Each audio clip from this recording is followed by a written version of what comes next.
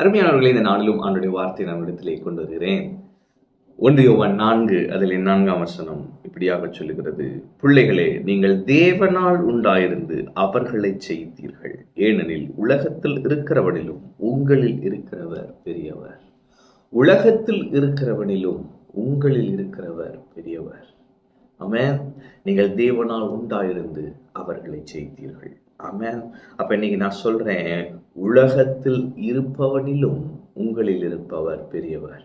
அப்ப உலகத்தில் இருக்கிறவனிலும், பிசாசை காட்டிலும், அப்ப உங்களுக்கு வெளியே என்ன நடந்தாலும் சரி, உங்களுக்கு முன்பாக என்ன பெரிய காரியங்கள் இருந்தாலும் சரி, அதை காட்டிலும் பெரியவர் உங்களுக்குள் இருக்கிறார்.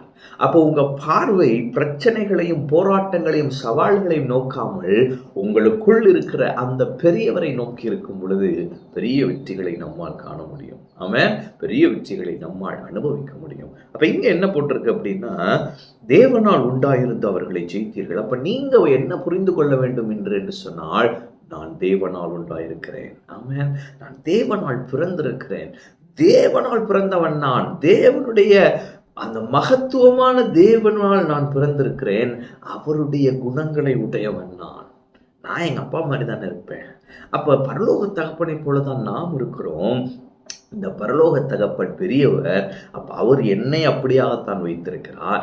அவர் சகலவற்றையும் ஜெயித்தவர். அவர் என்னை முற்றும் ஜெயம் கொள்ளுகிறவனாய் வைத்திருக்கிறார்.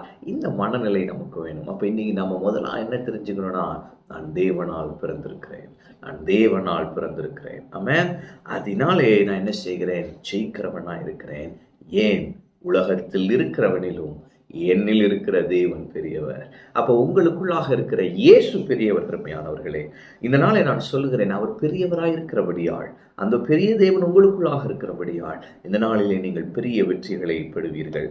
தேவன் உங்களுக்கு பெரிய வெற்றிகளை தருவார். பெரிய பெரிய வெற்றி, நீங்க நம்ப முடியாத, உங்க பலத்தால செய்ய முடியாத பெரிய வெற்றிகளை இன்று நீங்கள் அனுபவிப்பீர்கள்.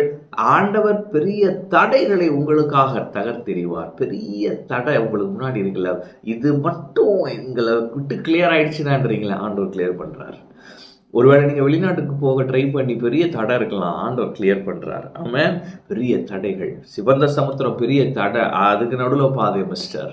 எனவே நான் சொல்லுகிறேன், முன்னிருக்கும் பெரிய தடைகளை இந்த பெரிய தேவன் தகர்த்தெறிவார். அது மட்டும் இல்லை, நான் சொல்றேன், இந்த தேவன் பெரிய காரியங்களை செய்கிற தேவன். உங்களுக்கு பெரிய காரியங்களை செய்வார். ஆமென். கர்த்தர் நமக்கு பெரிய காரியங்களை செய்தார். இது நிமித்தம் நாம் மகிழ்ந்து களி கூறுகிறோம் இல்ல? அப்ப கர்த்தர் இன்று உங்க வாழ்க்கையில பெரிய காரியத்தை செய்வார். பெரிய சாட்சி இருக்க போகுது. ஆமென். அப்ப அவர் பெரிய வெற்றியை தருவார், பெரிய தடைகளை நீக்குவார், பெரிய காரியங்களை செய்வார். பெரிய சாட்சி நமக்கு இருக்கிறது. உலகத்தில் இருக்கிறவனிலும் உங்களில் இருக்கிறவர் பெரியவர். ஆமென். கர்த்தர் உங்களோடு இருக்கிறார். கர்த்தர் உங்களை ஆசீர்வதிப்பார்.